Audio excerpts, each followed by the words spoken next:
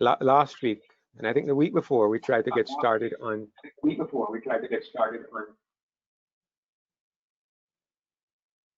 the Abomination of Desolation, and we got tied up each time because we were revising issues relating to the mark of the beast. So I'm not going to touch any of those issues. I'm not going to ask for any revision or any questions.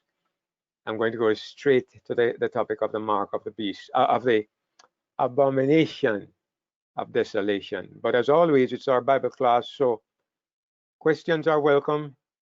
And if you even have short comments, then please, they are welcome also. All right.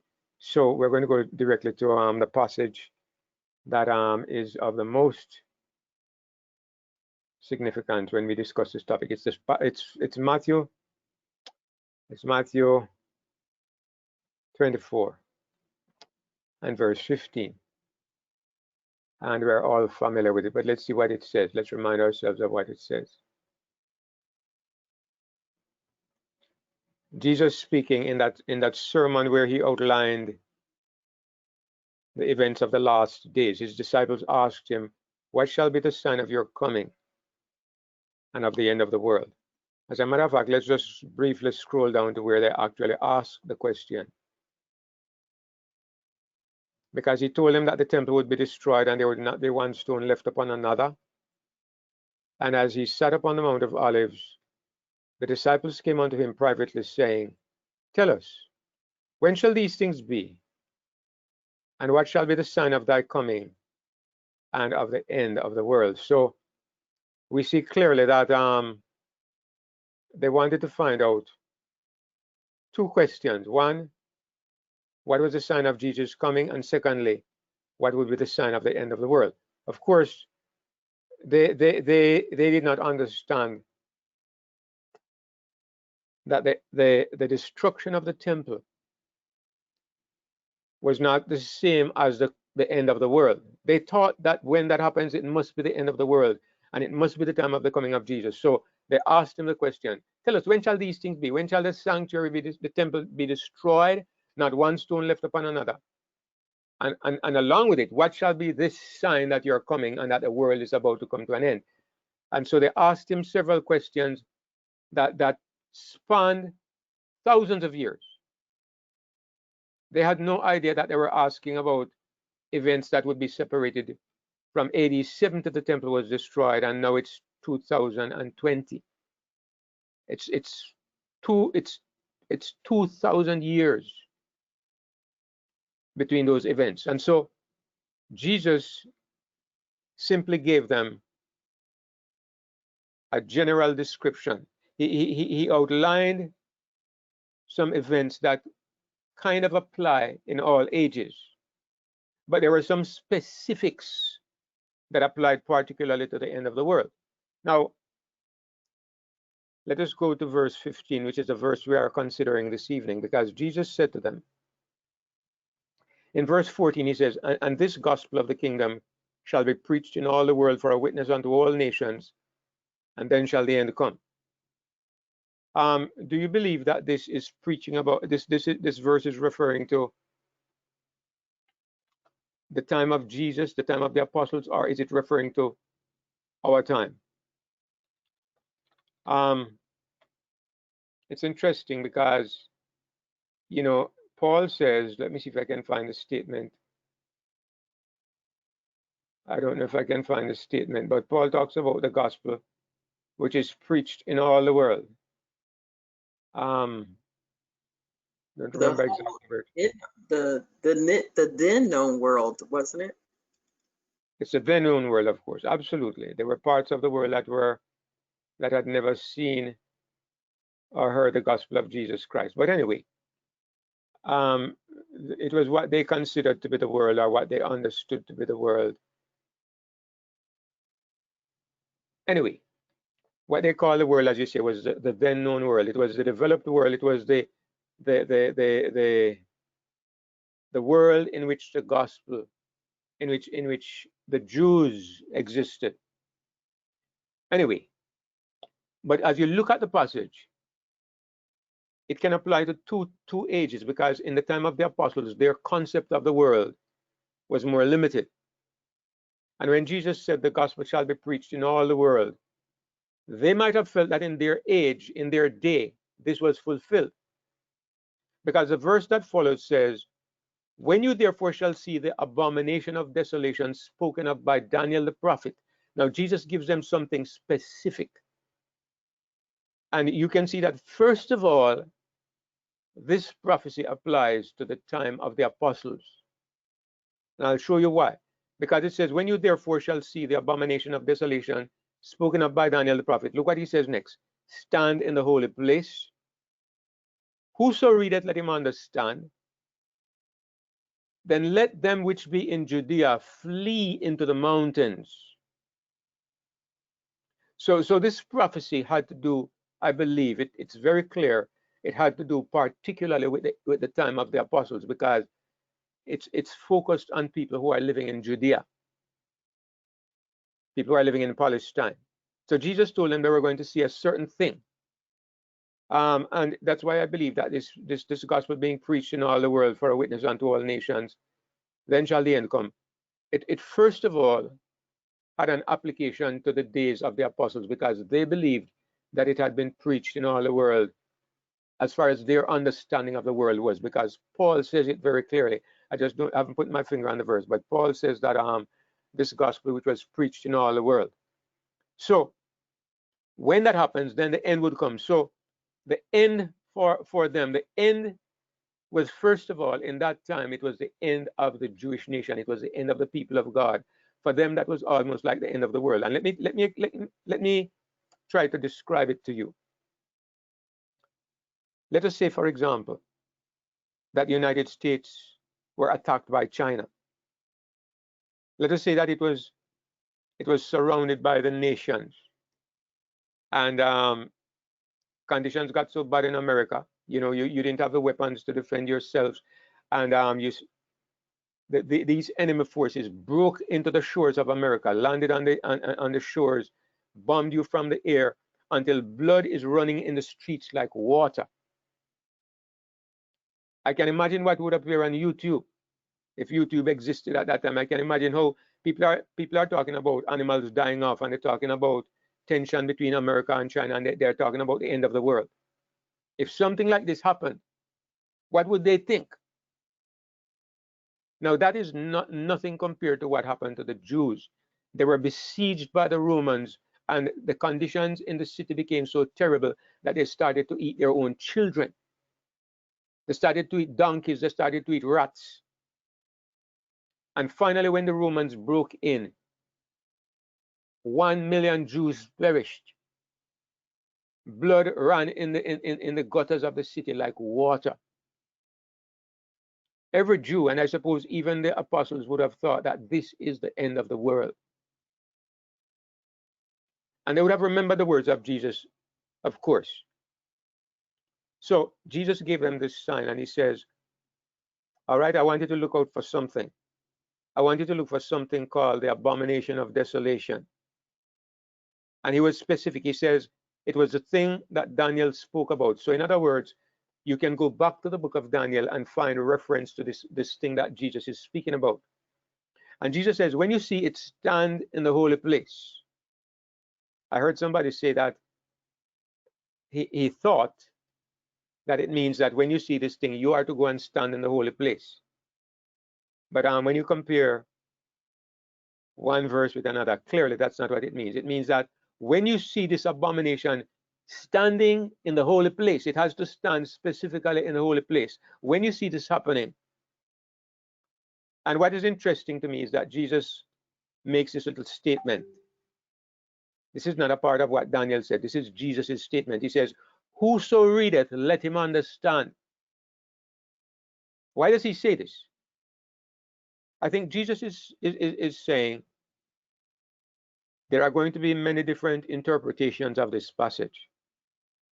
I think he's saying there is more than one application of this prophecy.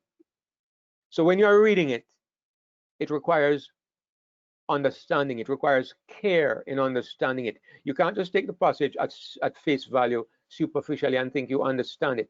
The one who is reading, try to understand it. So I believe one of the reasons why he says this is because this prophecy has at least two applications, maybe three. All right, but at least two. So he's saying when you're reading, be careful that you understand, because Daniel spoke about it, but it needs wisdom to understand what Daniel meant and what I, Jesus, mean when I speak about this. So Jesus used it as a sign, and he said, when you see this, then those who are in Judea should flee to the mountains. Now, let us look at the different references. This is Matthew 24 and verse 15. But we get some insight when we go to Mark 13 and verse 14. In Mark 13 and verse 14, here's how Mark remembers it. I believe Jesus said all these things, but Matthew remembers a part of what he says, and Mark remembers a part of it, and Luke hears something else. So when you put all of them together, you get the full picture. And I believe that's how it is, because these people wrote based on what they remembered, and the Holy Spirit brought things back to their minds. But they were not computers, they were not tape recorders. Their memories recalled things, and they recall the ideas, but not every detail. And so more than one reporter, you get a more complete picture. Because in Mark 13 and verse 14, here's what Mark says. But when you shall see the abomination of desolation spoken of by Daniel the prophet, that's the same thing as Matthew. But he says, standing where it ought not. So it's clear, it's not saying that you are to go and stand in the holy place. It's saying that you are going to see the abomination of desolation standing in the place where it should not stand. And obviously that place is a holy place. And again, Mark puts in what Jesus says, let him who reads understand. When that happens, then let them that be in Judea flee to the mountains. So Matthew and Mark agree. As a matter of fact, you know what I'm going to do? I'm going to put the comparing verses over on the other side, so that we can look at them, compare them together. All right. So we see Matthew here standing in the holy place. Mark says standing where it ought not. Now it's interesting, because let's go and see what Luke says, because Luke also is involved. So let's look at what Luke says. In Luke 21 and verse 20, instead of saying the sign that Jesus gave, that Luke does not mention the abomination of desolation. Instead, look at what he says. And when you shall see Jerusalem compassed with armies, then know that the desolation thereof is nigh. How do we know it's referring to the same thing? Because it follows, this is a sign that Luke gives. Let them which are in Judea flee to the mountains. That's the same thing. Matthew says, let them which be in Judea flee to the mountains. Mark said the same thing. Let them which be in Judea flee to the mountains. But now Luke puts it a little differently. Luke does not mention the abomination of desolation. What does he mention? He says, when you shall see Jerusalem compassed with armies, then you know that the desolation is nigh. So he mentions desolation. And when he mentions desolation, he's linking it to the abomination of desolation. But he mentions desolation. And so we know that Jerusalem compassed with armies is the same as the abomination of desolation standing in the holy place. I hope you're all following the reasoning. So the abomination of desolation standing in the holy place is the same as Jerusalem surrounded with armies. Now, why would Jesus refer to the armies surrounding Jerusalem as an abomination of desolation? He's actually using the words of Daniel, but it's kind of rephrased a little bit because Daniel never used exactly those words. We're going to go to the book of Daniel and see how Daniel put it, but it's not the exact words. But clearly, Jesus is kind of rephrasing it a little bit because he says it's what was spoken by Daniel the prophet. So let's just reinforce that when Jerusalem, when Jerusalem is surrounded by armies, and those armies are standing in the holy place, or those armies are standing in the place where they ought not to be, then that was a sign God's people should take, and they should flee out of Jerusalem. So when you look at this statement, the abomination of desolation, whatever you are thinking in your mind, in the first application, it's not the way people interpret it, because it simply means armies came, enemy armies came, and they surrounded Jerusalem, and these armies stood in a place that they should not stand. They stood in a place that was called the holy place, and that was the abomination of desolation. The Bible explains it that we don't need to be confused about it. So what I'd like to do now is go to the book of Daniel and see what we can understand more about this this abomination of desolation. I want to look at how Daniel puts it, just as a matter of interest, and it can maybe give us some insights into what we are looking at. In Daniel 11 and verse 31, here is how the angel Gabriel explains it to Daniel. He mentions a few things. Look at verse 31, Daniel 11. He's talking about the king of the north, I believe, the king of the north. It says, and arms shall stand on his part, and they shall pollute the sanctuary of strength. We're not going to go into that. But look what it says next. And shall take away the daily, the King James Version has it as a daily sacrifice. And they shall place the abomination that maketh desolate. Now Jesus called it the abomination of desolation. But Daniel does not use that phrase. Daniel says the abomination that maketh desolate. So I'm going to make some little fine points of distinction that I would like us to hold on to. I'd like us to remember. So we are talking about an abomination which causes desolation. So there's something abominable, and when it appears, it causes desolation. We're going to look at that a little more closely later on. But Daniel says abomination that maketh desolate. In Daniel 12 and verse 11, the same phrase is used. Interestingly. And from the time that the daily sacrifice shall be taken away. Notice that before this abomination is set up, the daily is first of all taken away. From the time that the daily shall be taken away, and the abomination that maketh desolate set up, it shall be 1,290 days. We're not going to look at that today either. We're just interested in the abomination of desolation. So something is taken away that is called the daily, maybe the daily sacrifice. The word sacrifice is supplied. This is taken away and something is put in its place. And what is put in its place is the abomination that maketh desolate, which Jesus referred to as the abomination of desolation. Now, the first fulfillment of this prophecy, I believe, was with the destruction of Jerusalem. So I would like you to be thinking, I would like you to address the question in your mind. What was this daily that was taken away? And what, in order for this abomination of desolation to be set up? We'll keep that in mind and we'll come to it. Now, the next reference in Daniel is Daniel 8 and verse 14. And of course, this is actually verse 13. This is a famous Adventist passage where it talks about the 2300 days. But it's a question that comes before. It's a question that comes before. And it says, then I heard one saint speaking.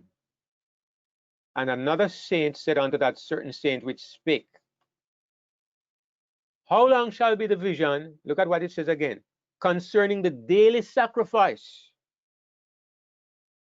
See, that is there. And the transgression of desolation. See, that is there. The two parts are there. The taking away of the daily and the setting up of the, in this case, it does not say abomination of desolation. In this case, it says transgression. Now, Jesus spoke about the abomination of desolation. Daniel says the abomination that causes desolation, and here he talks about the transgression of desolation. Now, it's interesting because I believe that Jesus was making reference to these passages. But notice what Jesus says. He says, let him that readeth understand. In other words, I understand Jesus to be saying, yes, I'm talking about those passages, but this is not the only meaning of these passages. So when you read, be careful that you understand. It's a statement that says, look more deeply into what you're looking at, all right? So anyway, so what we're talking about can be called the transgression of desolation, or the abomination of desolation, or the abomination that causes desolation. All different nuances that give us different different information, different angles to look at the same subject.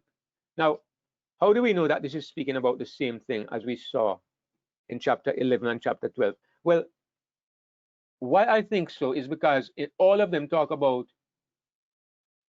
the daily.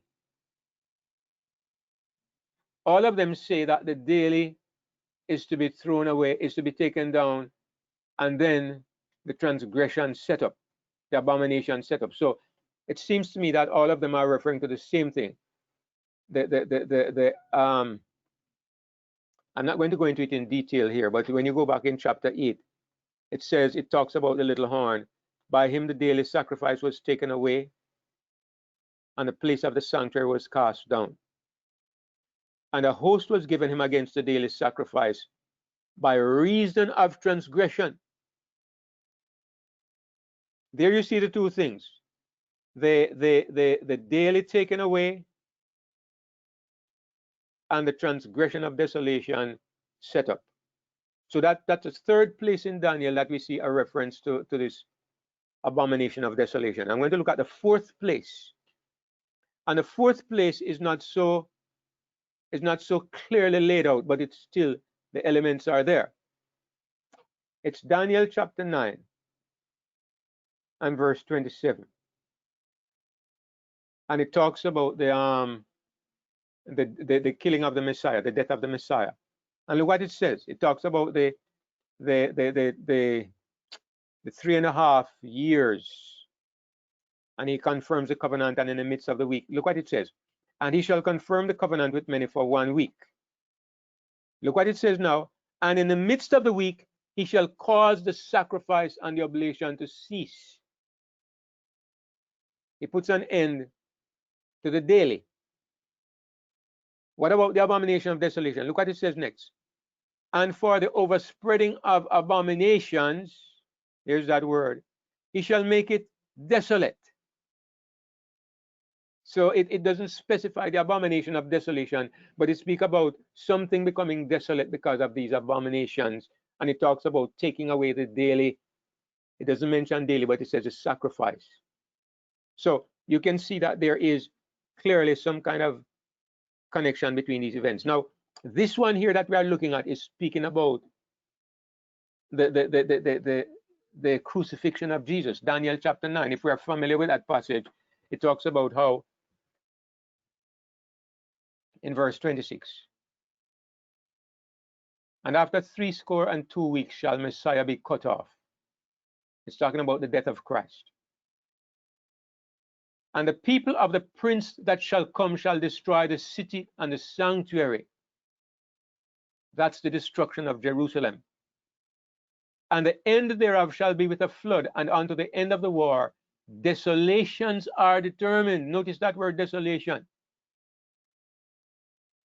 And so it says, it goes on to tell you, he shall cause the sacrifice to cease, and for the overspreading of abominations, he shall make it desolate. It's interesting that when Jesus was leaving Jerusalem for the last time, I don't know if we remember the words that he spoke, but let's look at it quickly. In Matthew chapter 23, I believe it is. In Matthew 23, look at what he says. I think it's the last verse, second to last verse. Look at what Jesus says. Let's read the verse before. He says, O Jerusalem, Jerusalem, thou that killest the prophets and stonest them which are sent unto thee, how often would I have gathered thy children together, even as a hen gathereth her chickens under her wings, and you would not. Look what he says next. Behold, your house is left unto you desolate. So this word desolate comes up, and it always has to do. I'd like you to consider, what does the word desolate mean? What is implied by the word desolate here? Let me look at a couple of verses in the Bible to see if we can figure out what exactly is implied by this word desolate. A couple of Sorry, Vid. yes, Howard.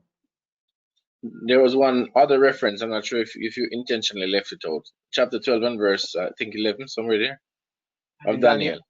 Yeah, but I don't know if you specifically left that for the last. No, I had it. I mentioned it. Okay, I'm sorry. Yeah, man, it was the second one I put up. Okay, I'm sorry. I missed it. All right, yeah. Right. So I want to look at a couple of passages in the Bible that kind of bring out the idea of what it means to be desolate.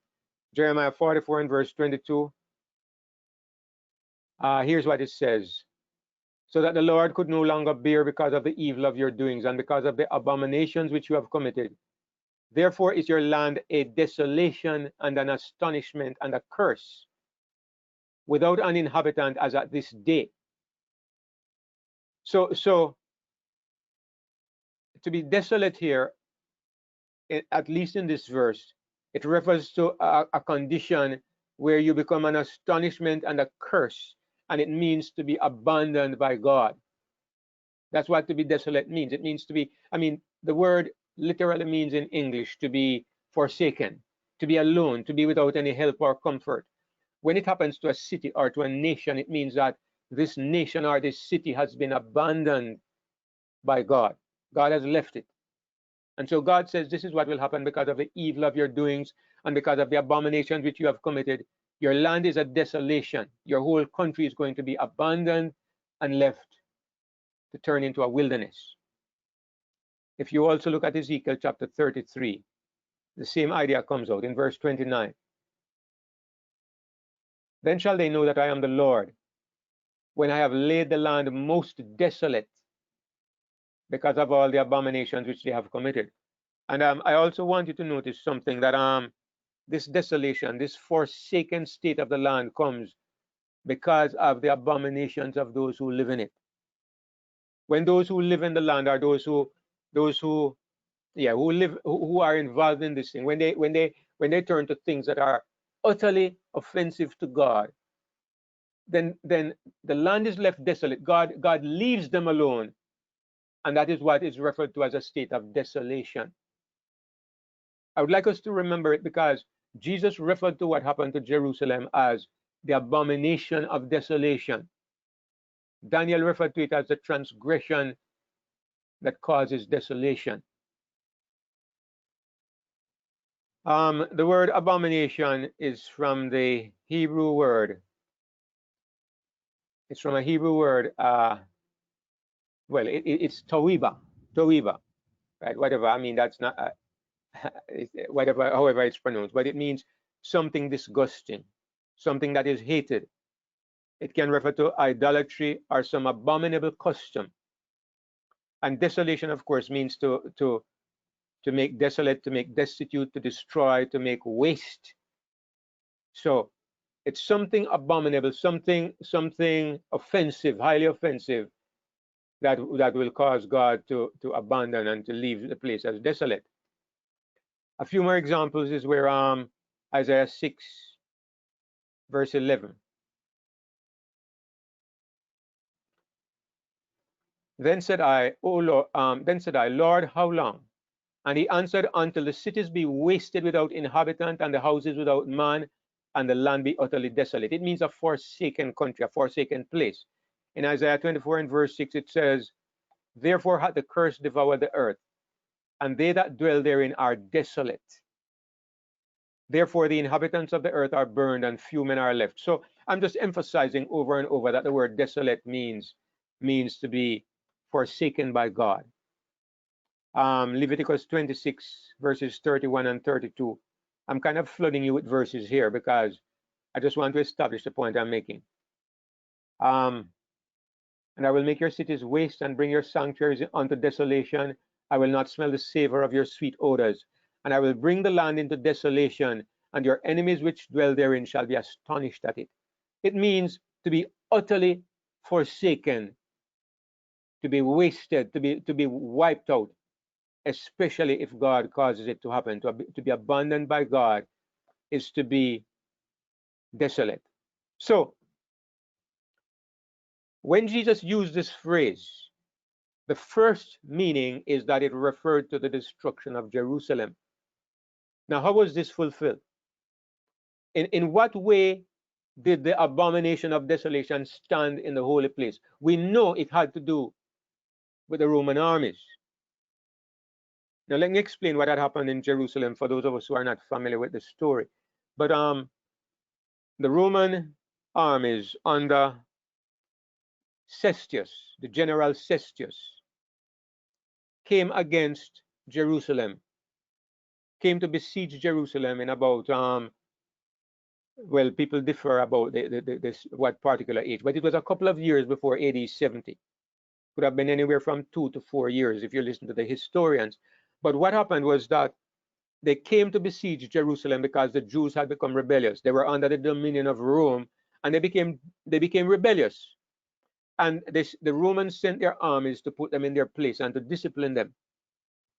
Now, I understand that the first time they came, the Jews were probably on the verge of surrendering, but something happened.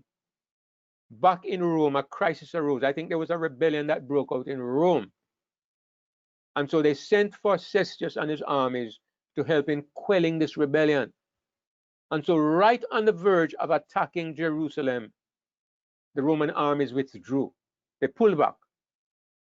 And the Jews, in their self-righteous arrogance, when they saw this happening, they of course, they were triumphant. I mean, there are so many stories in the Bible of where the enemies of God were overthrown back there in the Old Testament, where hail came from heaven, the ground opened and swallowed them. They heard a noise in the distance and they were defeated and they destroyed themselves.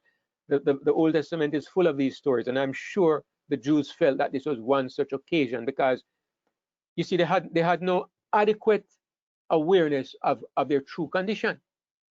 They insisted, and they insist to this day, that they are God's special people. And so they charged out of the city and they pursued the Romans, and they fell upon the rear of the Roman army and did a great deal of damage, killed a lot of these Roman soldiers. And this further sealed their doom, because when the Romans came back a couple of years later, they remembered what had happened. So they retreated to the city after this what they call a great victory. They plundered the Romans, the rear of the Roman army. And by the time they came back, what had happened to the Christians? They were gone. Because the Christians remember the words of Jesus. They remember that Jesus had said, when you see Jerusalem surrounded by armies, you are to head for the hills. Now, clearly they could not head for the hills while the Roman army was there.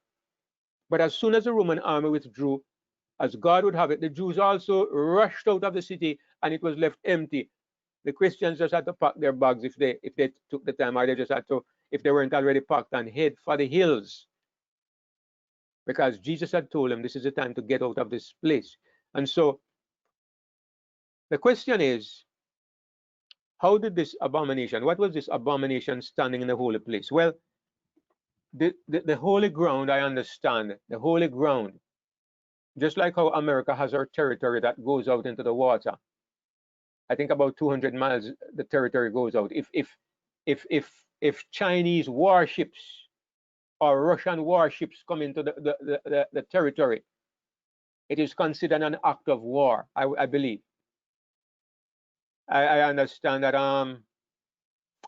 there was a little flare up between the Indians and the Chinese armies this past week because they have a disputed border, and apparently some Indians crossed over this border and the Chinese killed 20 of them.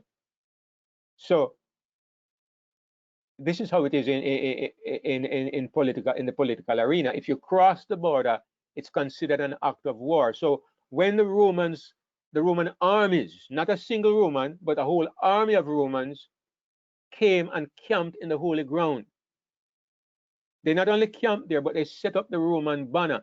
That's very important, because what is a sign? When some people don't believe that the Americans went to the moon, but for those who believe, what is the first thing they did when they went there?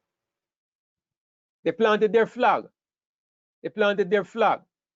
One of the famous pictures that Americans have is, I think it was it's from World War II in the Pacific. They have a group of soldiers raising the flag.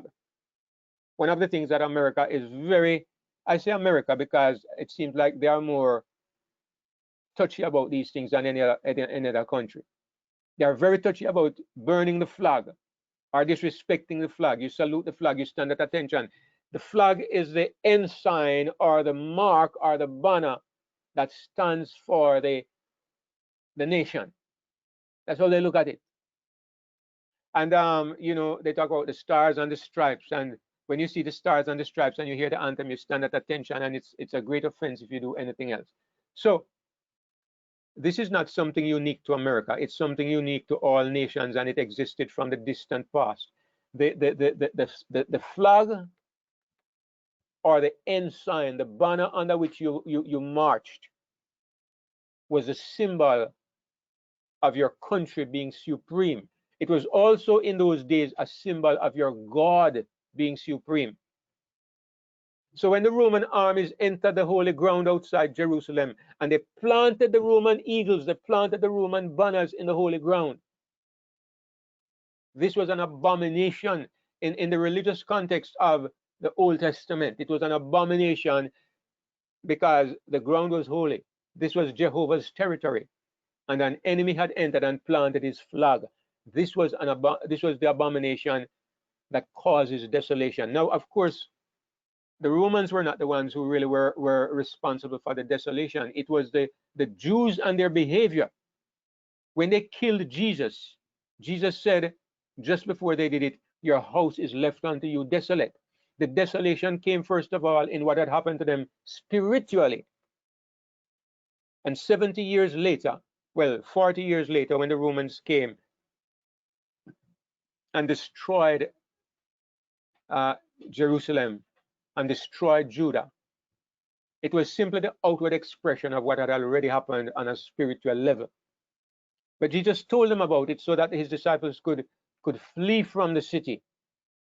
And he gave it to them as one of the signs of the end. Now, I'd like to point out. No question. Yes, Brother Ian. I'm looking back at Daniel chapter 12 and verse 11. And it says, from the time that the regular burnt offering is taken away, and the abomination that makes desolate is set up there shall be 1290 days. Which abomination is it speaking about there, and desolation it's speaking about there, and what is the significance of the 1290 days? Okay, you're ahead of me, but I did mention that I'm not going to talk about the 1290 days.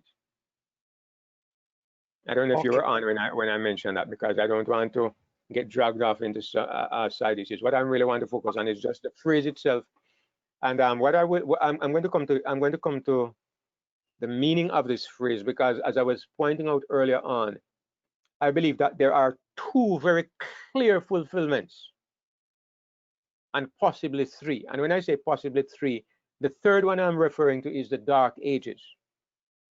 Now, I admit that the Dark Ages is not as clear to me as the destruction of Jerusalem and the end time fulfillment. Those are very clear in my mind. So I'm going to focus on those two. And but I know that the passage itself has several different applications. Jesus says, the one who reads, let him understand. And I believe he was saying, do not treat this prophecy in a superficial way. So let me point out a few things about the situation that existed, because I believe that the destruction of Jerusalem is a parallel of the destruction at the end of time. We might call it a parallel, we might call it a type. All right, a type is kind of like similar. Maybe it's more a type than a parallel, because a parallel might imply that both things happen in a similar way in an equal situation, but that's not true. What happened to Jerusalem happened in a microcosm, on a small scale. What happens at the end happens in a much bigger, broader way under the principles of the new covenant. So I would say that what happened to Jerusalem was a type. It was a fulfillment, and Jesus spoke about the fulfillment. And he told his people, when you see it, get out of Jerusalem. They obeyed, and they were saved physically. They were saved from that physical destruction, because the Roman armies came back under General Titus. And when they came back, the Jews refused to move this time, because they said, God delivered us 4 years ago, he is going to do it again. And they sat in the city and they starved. Some of them crept out of the city at night to try to get food, and the Romans caught them and crucified them outside the city. I understand that there were crosses planted so thick outside the city you could hardly find place to walk. And they refused to surrender until the Romans finally broke into the city and found that they had been eating their own children, eating donkeys, eating everything they could get their hands on, because they were starving. And the Romans were so disgusted with what they saw that they slaughtered them like flies, and the blood ran in the streets of the city like water. They slaughtered, it is estimated, 1 million of them. So anyway, they The here thing, are sorry to yes, Sister interrupt Dan. you, but you know that situation it's not a type. I'm not making it a type, but that's what's happening in Venezuela right now. I mean, they're down to eating, they're breaking into zoos and eating. They're really in a bad way, similar to the situation. Okay, yes, and it's to happen. Well, all right. Let me just mention a few things that a few parallels. In the time of the destruction of Jerusalem, there were 3 significant parties. 3. And I'd like us to take note of them. First of all, there was the enemy that came against Jerusalem, which was the Romans. The Romans came against Jerusalem as a secular power. All right, they didn't come in the name of religion, they came in the name of secular warfare. The second significant element was the Jews themselves, the Jewish nation. They were God's professing people, who were not really God's people, but they bore the name. They thought they were God's people. The third significant party was the Christian church, God's people, the true believers. They were a part of Jerusalem. They were in that city, many of them. So I want to apply this to the end of time. What do we see at the end of time that corresponds to this? Because remember, this is a type of the end. Jesus said that this prophecy would happen down at the end, even though he mentioned things relating to ancient Jerusalem. So in the end of time, especially as we look at Revelation 17, we see the same 3 parties. We see, first of all, the secular enemy of God's people. And who is this? This is a beast. And interestingly, even in the time of Jesus, the beast itself, Rome represented that head of the beast at that time. And Rome was a secular power that was used to destroy God's people, and also to destroy the false people of God, the professing people. Rome was used to destroy them. And in the end of time, it's the same beast power, Rome in a different form, that comes against God's people again at the end. It's the same beast power, because Satan, as we say, he has been recycling the same plan over and over. The beast re-emerges in a different form each time. And according to the Bible, the beast and the false prophet are the two agencies at the end of time. Now, so you have the beast at the end of time. And as I pointed out, just as Rome was a secular power that came against Jerusalem, so the beast is a secular power that comes against God's people at the end of time. Jerusalem, the Jews, were the professing people of God. They had been God's people. They had been given the oracles of God. But by this time, they had so completely rejected the way of God that they were no longer the people of God. As a matter of fact, I'm going to show you that Jerusalem, the Jerusalem of the time of the apostles was the Babylon of that day, the spiritual Babylon. Look at something that that Jesus says here of Jerusalem. Let's look at Matthew chapter 23 and verse 35. And I also would like us to look at Revelation chapter, what is it? Revelation chapter 18, I think it is.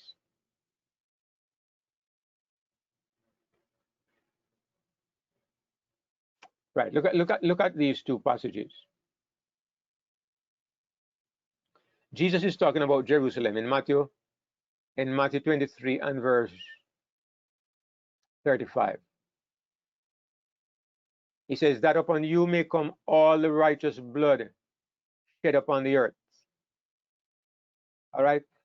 Jesus is saying that Jerusalem was responsible for all the righteous blood that was shed upon the earth. And look what he does. He goes all the way back to Abel, from the blood of righteous Abel unto the blood of Zacharias, the son of Barachias, whom you slew between the temple and the altar. Now, how can Christ blame Jerusalem for the shedding of the blood of Abel? How could he do this? It shows you that he's not talking about Jerusalem, the city. He's talking about the spirit that is behind Jerusalem. Can you see that? It's the spirit that is behind Jerusalem. And he says, because of this spirit, guiltiness for this comes upon Jerusalem. It's like Jesus says, it's like James says, if you keep the whole law, but you offend in one point, you are guilty of all. How can you be guilty of murder if you only told a lie? It's because the spirit that is in you, the sin that still controls your life, demonstrates that you have the same spirit that leads to murder.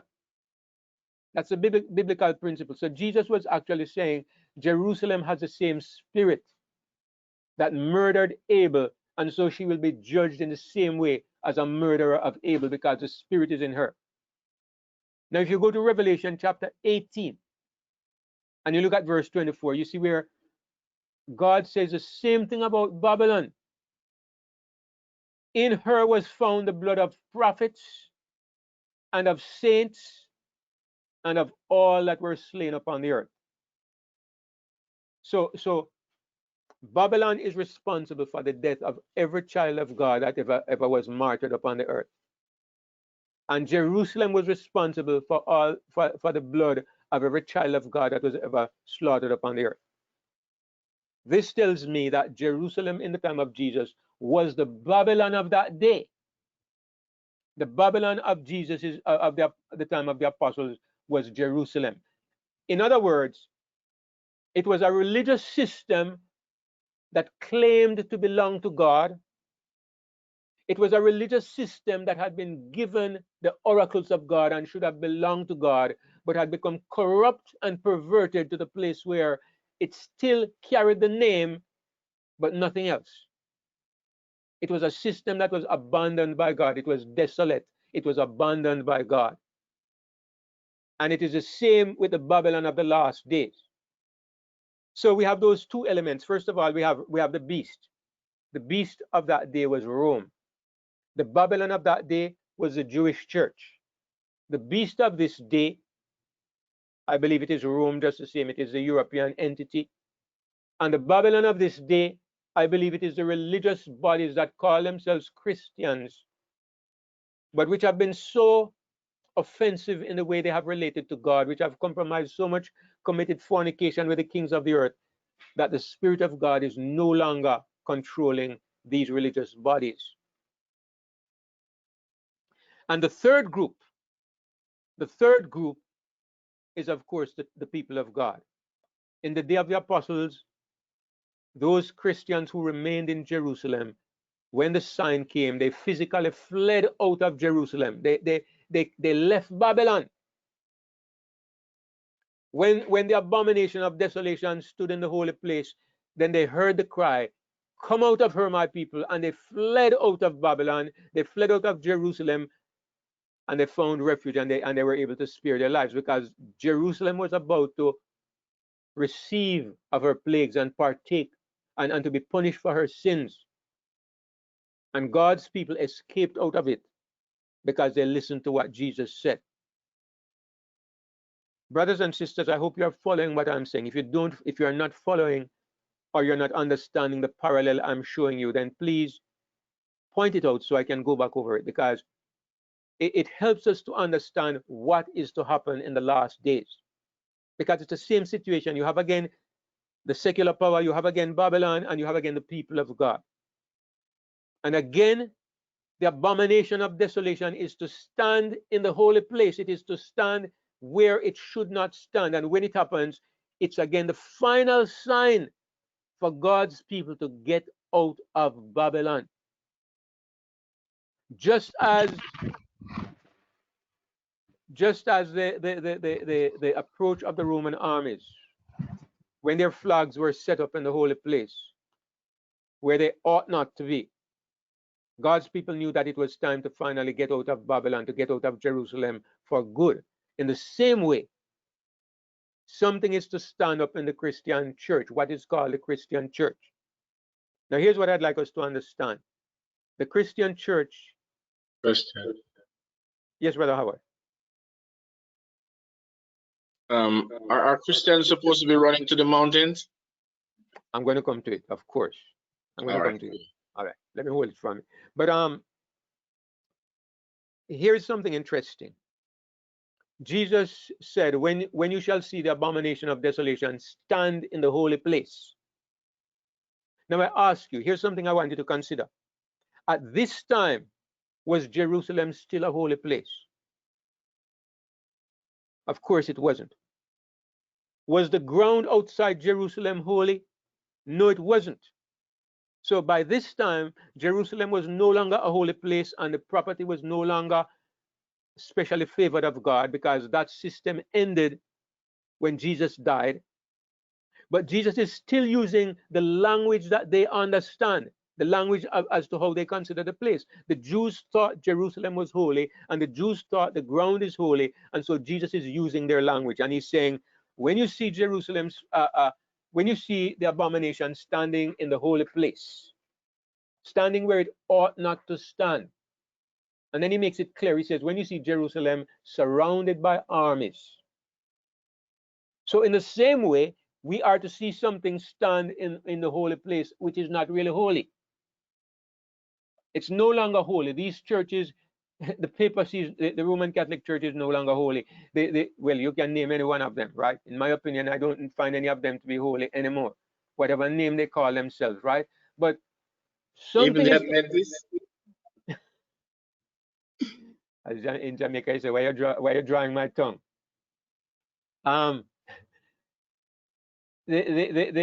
Something is to come and stand where it should not stand.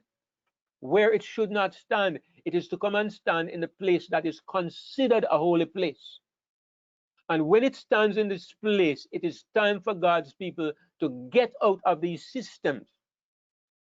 Now notice that, as Brother Howard raised the question, in the days of Jesus, in the days of the apostles, Jesus was gone. In the days of the apostles, the early church, in the days of the destruction of Jerusalem, they were instructed to physically preserve their lives. They were to run out of the city. In our day, we are no longer in a physical city. Where are God's people today? They are in Babylon. Babylon of that day was a physical city. The spiritual Babylon of that day was a physical city, Jerusalem. Today, the Babylon of today is not a physical city. Some people think it's New York, some people think it's the Vatican, but I don't agree. I believe that the Babylon of today is a great spiritual entity that is enclosed by walls, not physical walls, but walls of spiritual misconceptions. Ideology, maybe. Ideology. People are in Babylon because they believe that Babylon is a refuge from the world. It's a safe place. And they are sitting in Babylon and they believe that in these churches they are safe. They believe their safeguard is membership. And you Adventists, you know, I don't have to tell you because you know people tell you, stay with the ship. That's a favorite phrase. They believe, I mean, I've heard sermons preached where they misquote Paul. Paul says, except these stay in the ship, you cannot be saved. And they will use the same phrase and misapply it and say, if you don't stay in the denomination, you cannot be saved. Many people believe that the denomination is the refuge God has prepared, and you have to stay in that ark in order to be saved, just like the Jews. And But David, Well, the ship sank. the ship sank. The ship sank. Right. That's what they forget, and they had to and, get out. Yes, Sister Diane. and in Rwanda during that civil war, you know, the Adventists were a big part of that. And they had those people go to those compounds of the churches thinking they were going to be safe, and that's where they got slaughtered. Yes, yes, absolutely. It's one of the most astonishing stories that you can think of. For those of you who don't know it, you know, you can look it up sometime. What happened in Rwanda and how the Adventist Church was involved. But yeah. So this is what happens at the end of time. It's a repeat of what happened in Jerusalem at the time of the destruction of Jerusalem. And so God's people, when they are still in Babylon, there's no question that the majority of God's people are still in Babylon. Most Christians are still inside these denominations, even though they may not be the strongest Christians or the most enlightened Christians. There are still many sincere Christians, but something is to happen in the churches. Something that is the mark of Rome, something that is the mark of the beast. A flag of Rome is to be set up inside the churches, just like how Rome came and planted her flag in the holy ground, what was considered holy. Rome is to plant her flag, the mark of her authority, in the denomination. Like a rainbow David. flag? When it is planted there, God's people must get out the mark of Rome's authority. Somebody was saying something? A rainbow Yeah. flag, you said, Brother David?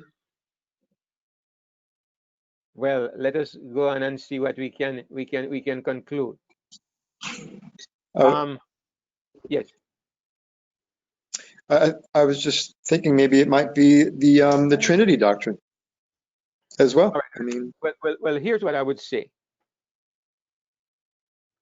If we're talking about the Trinity, then we should have been out of Babylon a few hundred years ago, because the Trinity has been established in Babylon for centuries.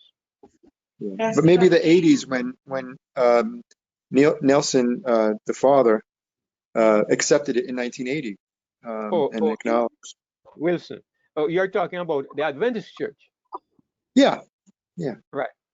You're talking about the general church. Oh, okay. I'm talking about Babylon on the whole. I'm not looking at Babylon as the Adventist Church. My understanding of Babylon is that it involves the denominational Christianity. That's my understanding of Babylon. It involves denominational Christianity. It involves institutionalized religion. I'm sorry, I misunderstood. Okay, man, there's no problem, man. Satan's way of controlling the world is to get you into institutions. Once you're in a group, I mean, let me not mention this. Okay, once you're in a group, the majority carries.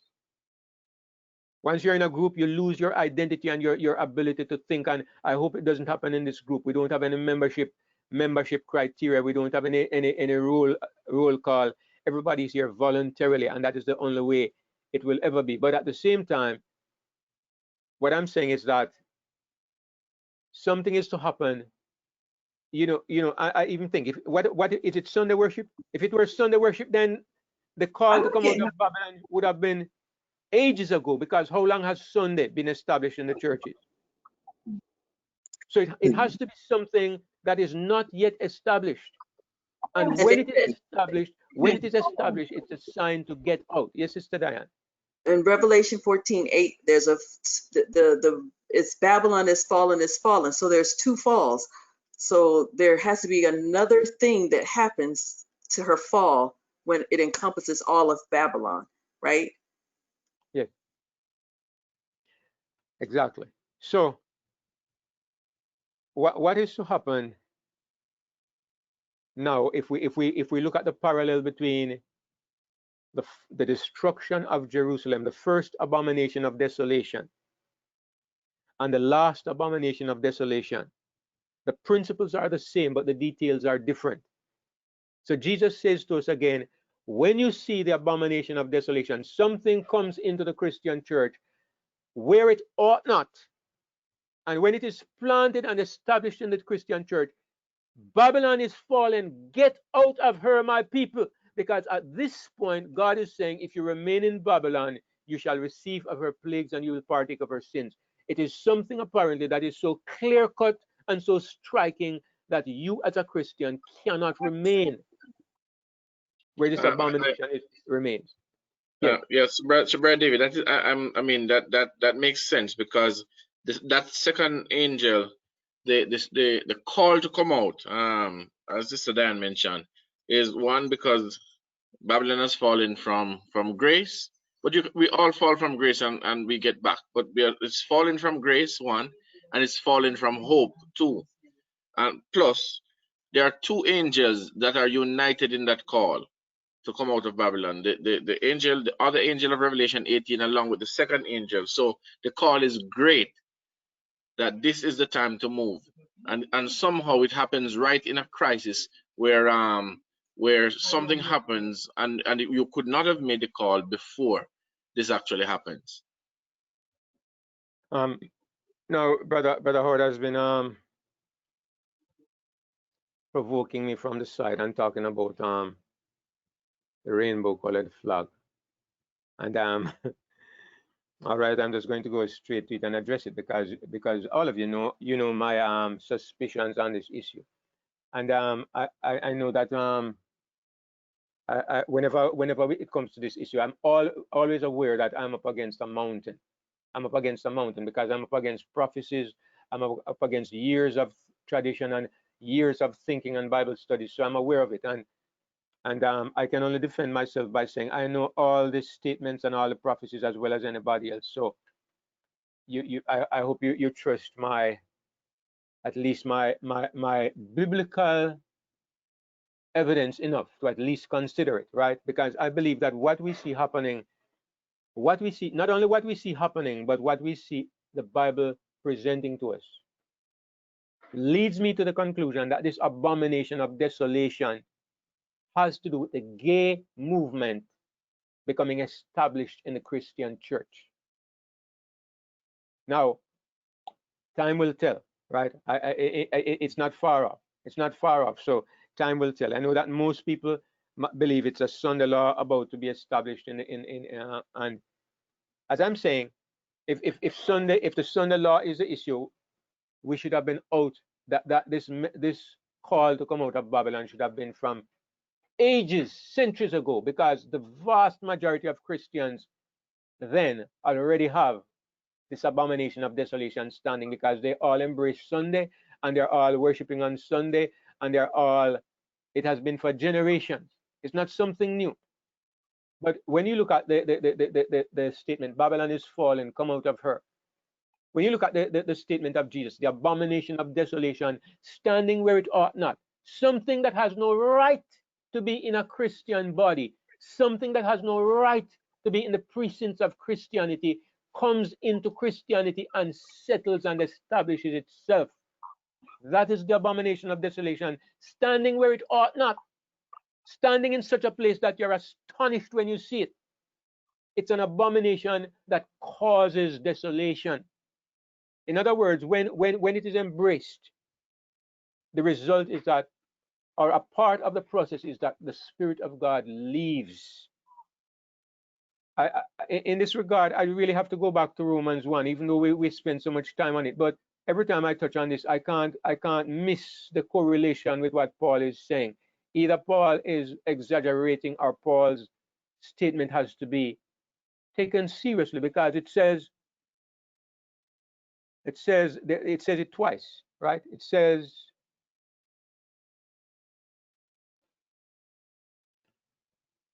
God gave them up. God gave them up. God gave them up.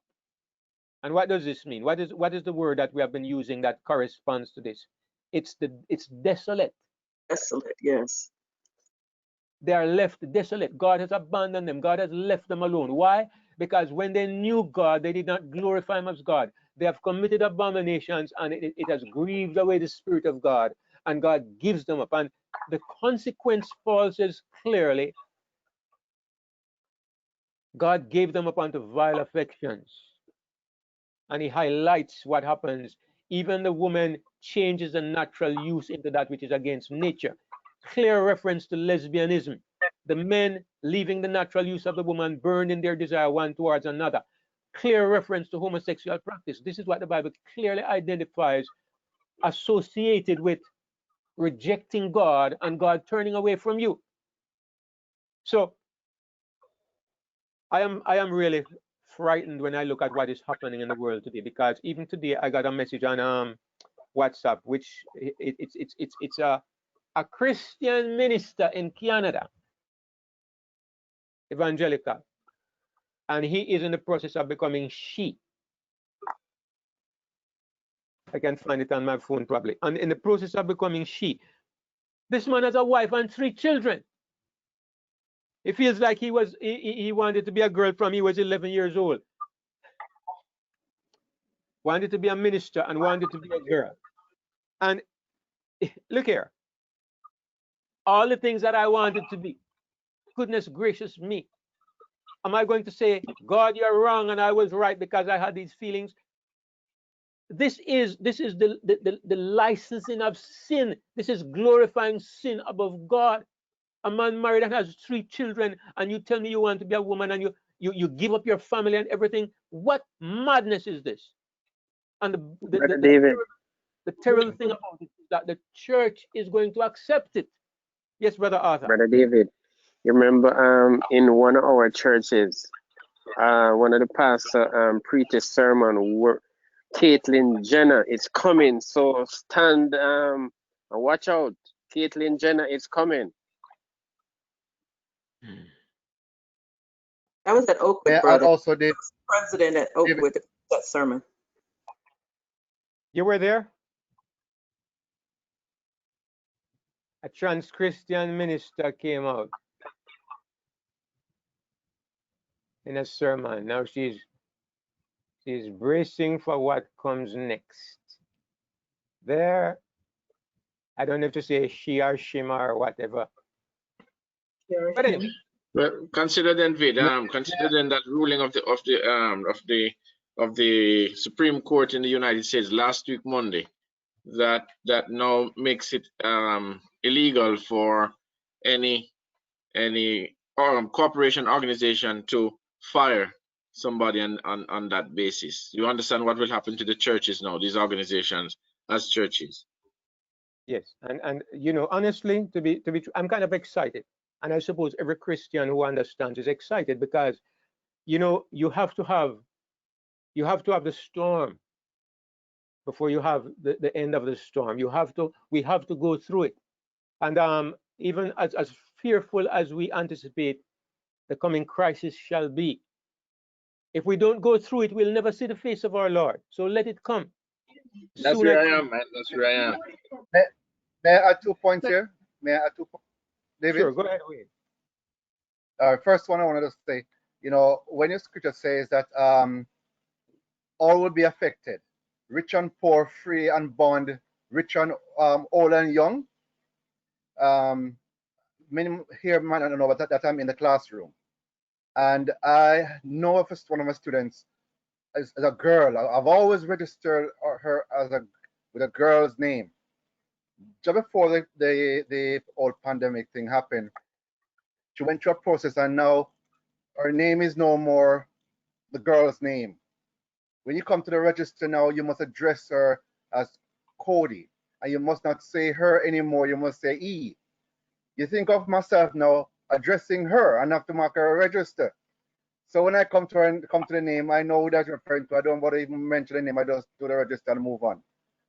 That may sound light at the moment, but the point is that if I do not address her, which I haven't, and by God's grace will never, but if I were to ever make the mistake of calling her, or what she know refer to as a E, right? But if I should not refer to as a her, I know it will be taken up to the heads of school on the matter, because it's something that is discussed in our staff meeting, that she's no more to be called to be addressed as a female, but now as a male. And there are many teachers I know who have gone through disciplinary matters for making the mistake of saying, you know, but I've always used to this person as a her, and now how do I just simply quickly transfer it to a E? And you know, so that is taken very seriously. The second point I want to mention is Wayne, is there a problem saying yes? student? Is there a problem in saying student? No, there's no problem at the moment, but you know, everything is boiling down to where the way you address individuals now. You don't. It's like I read something recently. The European Union is saying that we shouldn't say wife and husband anymore. I read that article myself. The European Union is saying that you shouldn't say wife and husband anymore. It's just partners now. So you're with a partner. Your wife is now a partner. Your husband is now a partner, not a wife and husband. Your spouse. And I think, well, they said, I don't know about spouse, but I know they said partner when I read the thing. And everything that they say over here now, they ask you, how is your partner? If you go to this, they don't say, how is your husband or how is your wife? And if you in turn address and say, my wife is okay or my husband is okay, those who rather for you to say partner, don't take it lightly, you know, don't take it kindly, you saying your wife or your husband. You should say partner. Anyway, I was thinking also of John 16 as my second point. John 16 says, verses 1 and 2, these things, Christ speaking, these things have I spoken unto you, that ye should not be offended. They shall put you out of the synagogues. Yea, the time cometh that whosoever killeth you will think that they doth God's service. And these things they will do unto you, because they have not known the Father nor me.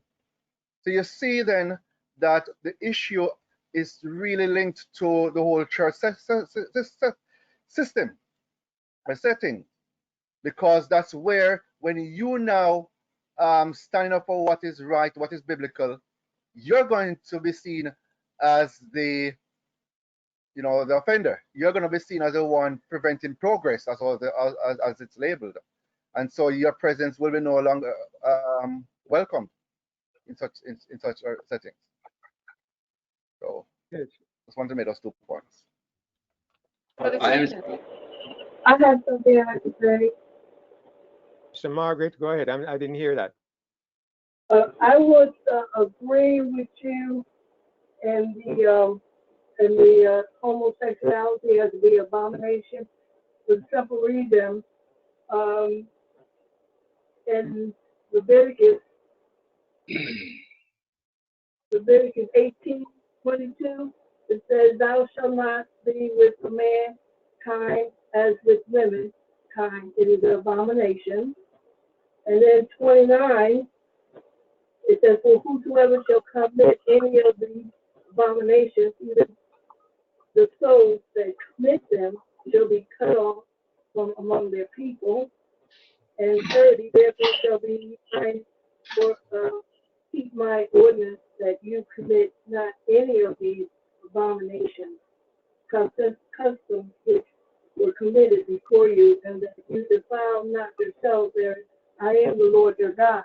So I agree. I feel that it has something to do with the law passing Black Lives Matter, because the homosexuals are the ones who started it. So that's getting their agenda out there, and it's way to, and if they come and take over the church and be leaders in the church, that's abomination. Yes, I didn't get everything that you said, but I got the gist of it. I know what I was going to touch on it also. The first sin that is mentioned in the Bible as being an abomination, the first sin is the sin of homosexuality. It's the first one thing mentioned in the Bible as a sin that is an abomination. Now, the word abomination appears before because God says, they said the Jews were an abomination to the Egyptians. That doesn't have to do with sin. That was like racial prejudice. But when it talks about sin in Leviticus, it says, God says, if a man lies with a woman as with a man, this is an abomination. So it's the first sin that is mentioned as an abomination. And you did mention something about the Black Lives Matter movement. Now, I'm having a problem with some of my friends because they have a difficulty separating two things. If you say Black Lives Matter, they automatically start attacking the Black Lives Matter movement, which is a different thing from the question of, are black people important? Is it okay to kill black people? No, Black Lives Matter, right? And if black people are being disproportionately targeted, then to say that Black Lives Matter is legitimate. But if you say the Black Lives Matter movement, which has been hijacked by homosexuals, as you pointed out, and the New World Order and so on, we could never associate ourselves with that. And as a matter of fact, Christians don't get involved in political issues. We change people. And when people are changed by the gospel, the world might be impacted by it. But we don't get into the world to try to change things through political means, because that is not our fight. Our kingdom is not of this world. That is my position on this. But the gay movement and what is happening is not simply political, because the Bible teaches us that something of this nature, and I believe it is this very thing, is to invade the Christian church. Now, why is it important? I mean, if the world wants to go out there and have orgies and do all kinds of things, we as Christians will preach the gospel, and we will hope to change people by the gospel. But you cannot tell the world what to do. Jesus never tried to tell Julius Caesar or Augustus Caesar how to run Rome. Paul never tried to tell the Romans how to run the Roman Empire. But they did have a lot to say to Christians about how they should live their lives and how they should treat one another. That is our portfolio. What about when that changes? What about when that turns around, where the world now begins to tell the church what to say and how to say it and what not to say? Well, that is the point. That is the point, because we don't take our orders from the world. We don't interfere with the way the world runs itself. But when the world begins to interfere with us, that is when they start burning us and crucifying us and stoning us. That is what they will do, because we live in a planet where the secular powers feel that they must control everything, including the church, including religion, including Christianity. And that is what the mark of the beast is about. That is what the abomination of desolation is about. It is about the secular power planting the sign of her authority in Christendom. It is about the secular power saying, we control here like everywhere else. And you conform or you cease to function. And the Bible makes us understand that these religious entities will bow.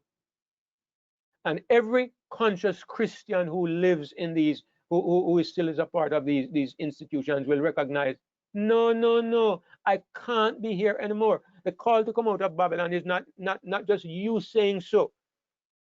It is circumstances saying so.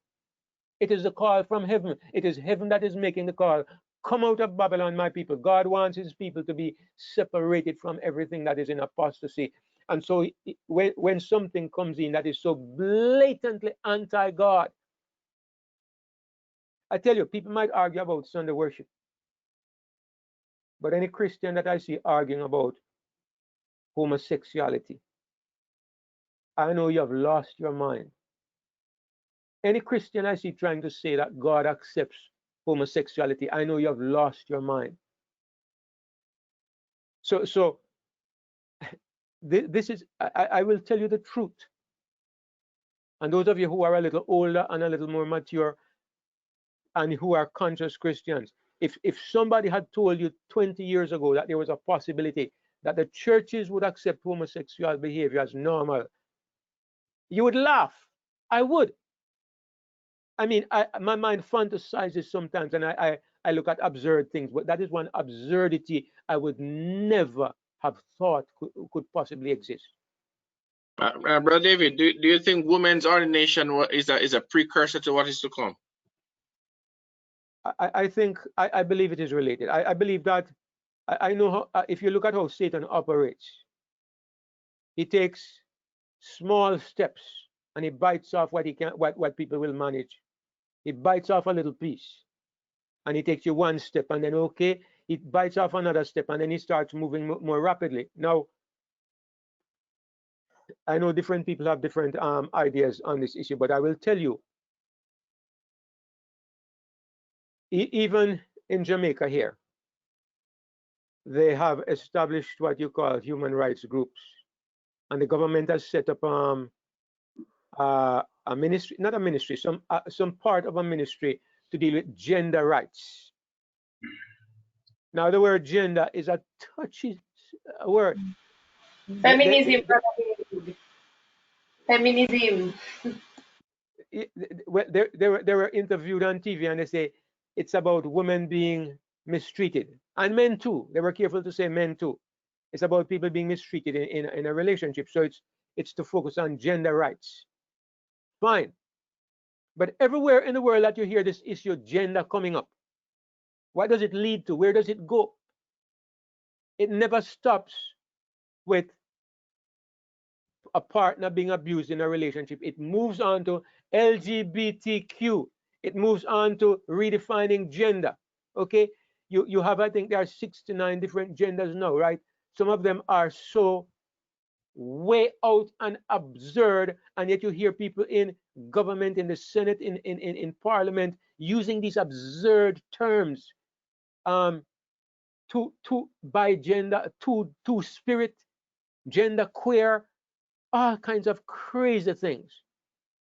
And it's accepted in respectable circles that these are genders, right? So when it creeps, alphabet soup, but that say that again, Wayne. I was saying alphabet soup according to Diane. Alphabet soup. When you see, Brother, yes, Sister Lorraine. You said there were three components or three groups. The political power, is that what you had mentioned before? Yes. You said there was Babylon, the children of God, and what was the third group? There was the political power, which was the beast power of that day and of today. There is the false religious body, which is Babylon, which is a people who were once God's people but are now in apostasy. And the third group is the true church, the true Christians, the ones that have to. But now, the banner that was set up back in the biblical time, that was a political power banner. Yes, but it had implications. It had religious implications, even though it was political, because as I pointed out, it was the insignia that a foreign god was conquering the God of Israel. So the eagles of Rome, they were the flag of Rome. But there is also a flag that demonstrates that secular authorities are now controlling the church. When the secular authorities can come in and tell the church to do something that is totally contrary to the word of God, then you know who rules. Then you know who is God in these institutions. Then when it says that the Christians fled, that means we're to get out of that system, and mentally, is that how we're getting out or fleeing to the country? Many of us are already living in the country. So I imagine that's not what it's talking about. Right. It's not a physical getting out necessarily. It is always best if we live away from the cities. If we have the opportunity to do this, it is a better environment to live in and to raise our children, as long as we do not abandon our duty to witness to those in the cities. But it's always a better way. Is that the time for church, for a home church at that point? Absolutely. The real point about getting out of Babylon is to get out of the religious system, is to get out of these religious groups. That's the whole point of getting out of Babylon. If it's not about where we physically live, because it may be that is best yet, but to get out of Babylon means stop worshiping there, stop fellowshipping there, stop drinking the imbibing the corrupt ideas. If you are to maintain your integrity and your relationship with God, leave that influence. That's what getting out of Babylon means. Disassociate yourself from it. Let people know you are no part of this. So anybody can see that you don't stand for what is happening there. Yes, Kevin, go ahead. I was just gonna bring up the question from the other day about those of us that still feel the need to testify about the church. That just hit me hard. That there will be maybe some of us that still feel that it's right. Spirit is leading us to, speak to the Babylon and be aware. And then some of us obviously will have been long gone. I think that doesn't contradict that idea. So that makes a lot of sense, and that maybe that abomination of desolation will be defined for those of us who already got the picture a long time ago. That we're in the right place, not for those of us who are still being a witness. Definitively, time to go. Absolutely. The thing is, if somebody asks me today, should I get out of the church? I mean, somebody asked that question in this group not so long ago. They said, I live alone. I live in a lonely area, and the only fellowship I have is a church. Should I leave the church? I will say to that person, if I were you, I probably wouldn't leave, because you need fellowship, and it's best for you to be in a place. If there's nothing to do and you're going to be alone, it's very hard. So even if you are being opposed, it's probably better to remain. But I would not say this if these churches accept gays and accept the gay lifestyle. I would never say this, because for me, that is what exactly this prophecy is talking about. It is a mark. It is a mark of a system that is under Satan's control, and Satan comes and plants it in the thing that is supposed to belong to God. He's mocking God and laughing in God's face. No Christian should be a part of that. Brother Get David. out of it and leave it. That's why. Yes, Brother Lloyd, and then Sister Diane. That's why. Brother David. Yes, Brother Lloyd. I'm going to ask a question, because I don't think I never fully understand what did happen. I am thinking of when God destroyed the earth with a flood. What was it so appalling that it was just for any ordinary sin? And when I say ordinary sin, you know what I'm really talking about. Well, I'm going to answer you. I think I know what you might be hinting at, and I'm going to answer the best way that I know how. We know that the Bible says that before the flood, every imagination of the thoughts of men's heart was only evil continually. However, it is interesting that in the Jewish Talmud. Now, the Talmud is a book that was written by the Jewish rabbis hundreds of years before Christ was born. It's not an inspired book, and there are things in that book that are even spiritualistic. It's a history book, isn't it? It's a history book.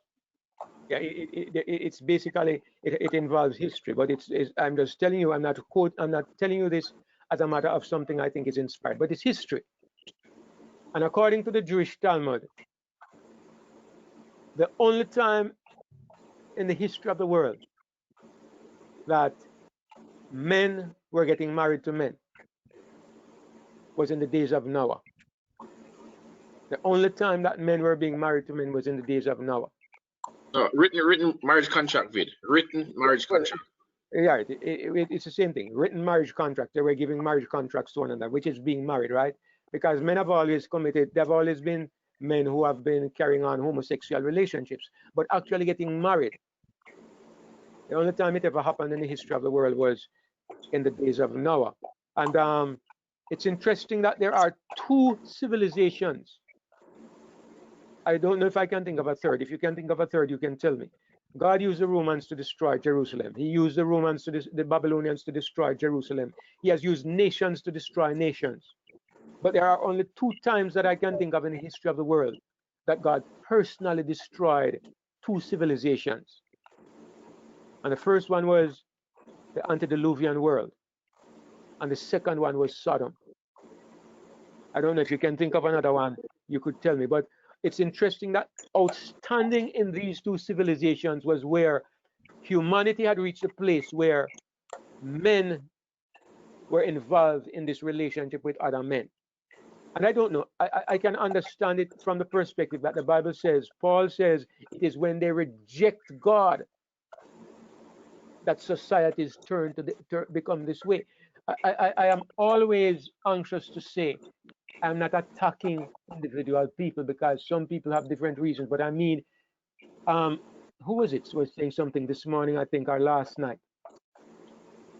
Somebody said something about young boys. Somebody said it right in this group. It was you, Sister Lorraine. Okay, yeah, about young boys turning to homosexuality. The spirit that is in the world is encouraging this. This man who is married and has a wife and 3 children and is turning into a woman. 20 years ago, that man would have kept himself still and retired happily with his wife and his children instead of this abominable stupidity about becoming a woman. The wickedness and the evil and the foolishness in the world is infecting the minds of people and changing the whole landscape of the world, and it's making it ripe for destruction. That is what is happening. It's a planet gone crazy, and the craziness is happening on such an institutionalized level that the poor people have no chance at all. It's like the days of Noah coming back and rapidly multiplying because it is so legitimized right now. Goodness gracious, in 10 short years, I see how the world moves. I see how the world moves, right? I'm going to show you how the world moves, and I don't want to be offensive, but if somebody calls me nigger, I don't care twopence. I didn't grow up in America, right? But I don't care. It doesn't matter to me, okay? But I know that if you use the word in America, they won't even spell it. They won't even spell it. If you read an article, they put N dash dash dash dash. They won't even spell the word. It has become the world has the power to adjust the thinking. The media, everybody. Now I'm not saying it's something bad. That may be something good, but I'm talking about the power of the world. 5 years ago, you could say homosexuality is wrong. Today, if you say it in a group of young people, they will think you are sick. They will say you are prejudiced. They'll say you are biased. They'll say you are uneducated. They'll say you are backward. You can't go in public and say it anymore. The world has just transformed overnight. Where is God and where are the ways of God? You're backward. You're from a different age. You don't belong in the 21st century. This thinking, you are ridiculed for being a Christian. These are the conditions that bring about the last great crisis. And that is why God has to speak to us as Christians. And he says, look here, something is to come and stand in the churches. All right, some people are going to say, we are still God's people. God will bring about change. God will remove the men in charge, and God will bring about transformation. And they will sit there waiting. And God's true people will know enough is enough. It is time to get out. They will begin to understand better those who are still in darkness. So I think what we're seeing now is going to develop so rapidly. It is already developed. Yes, Brother Howard. So don't you see the necessity of the call, the necessity of the angel flying in the midst of heaven? Because I believe that is probably what will awaken the people to the reality. Absolutely. I believe that we have to make people understand. I believe that what we are sharing this evening is a part of the process. You know, we have to let them understand, because understanding will help people to see more clearly what is happening. That's a part of the process. Sister Diane. Yeah, I was thinking we have to be careful because it's not just our physical leaving churches, because there's a spirit of Babylon. There's a spirit of papacy. And if you've got the spirit of Babylon with you, and this is a problem with people who are coming into the truth about God and they're not having the true gospel still, they still have the spirit of Babylon in them. They still hold on to the things of their church. And I'm going to say in particular, SDA particularly, certain things they don't want to let go of.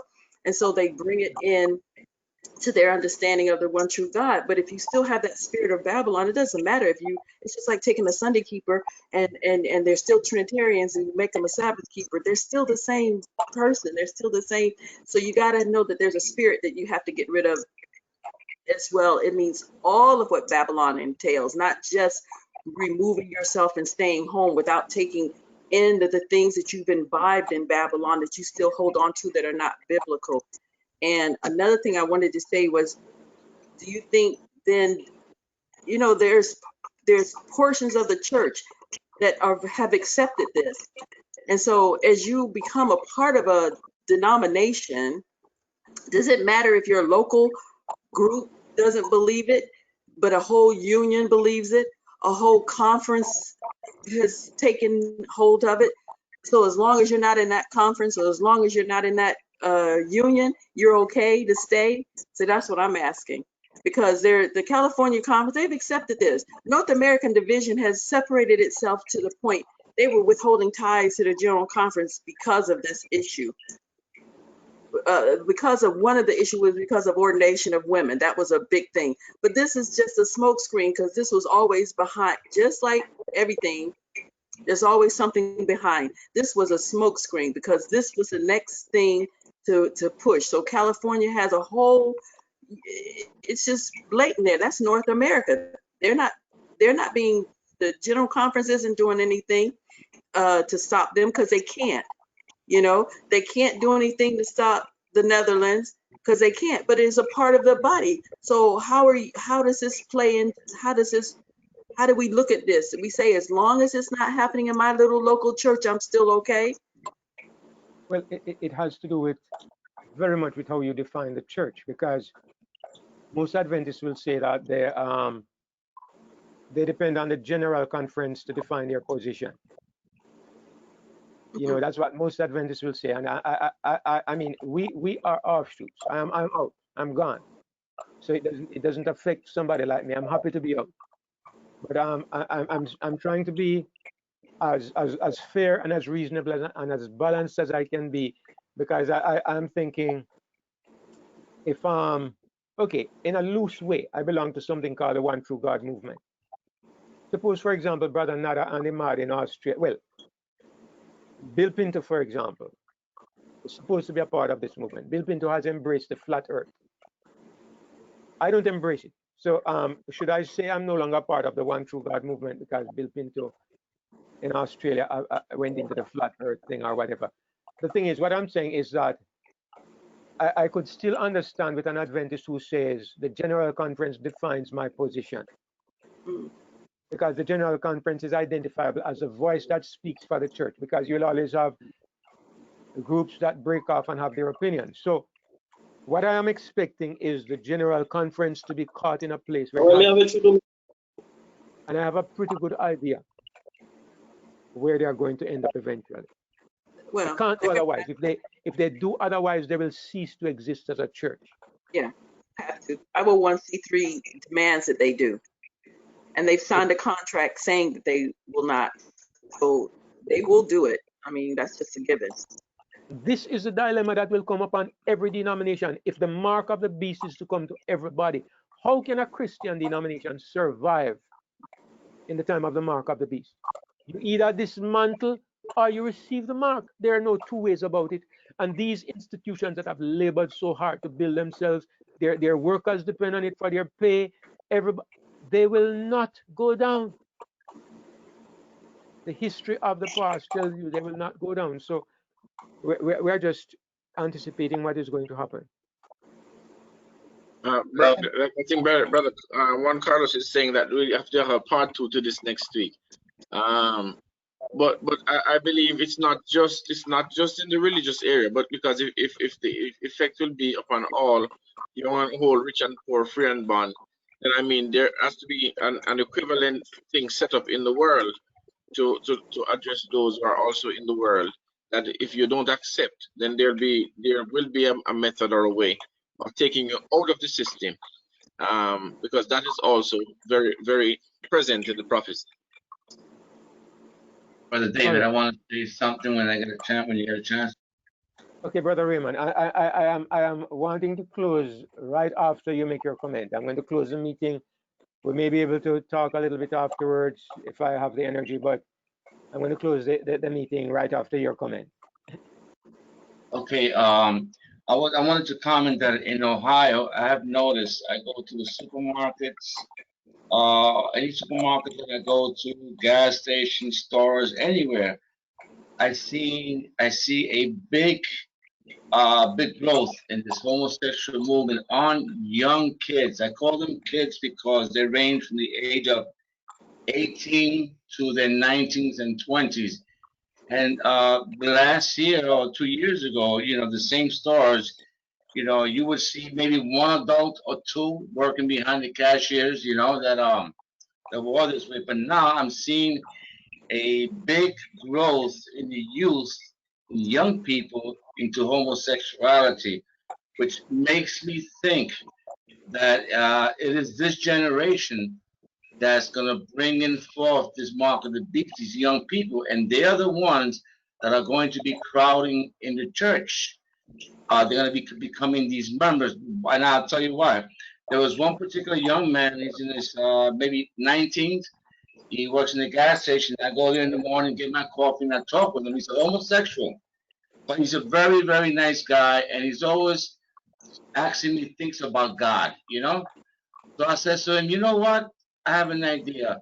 What days are you off? Let us get together. I have a little camper outside on my house. I said we could go there. I'll put my computer there, and I could advise you, and you make your decisions, and I could show you the truth about God. So what I'm trying to say is there is we need to make a strong effort.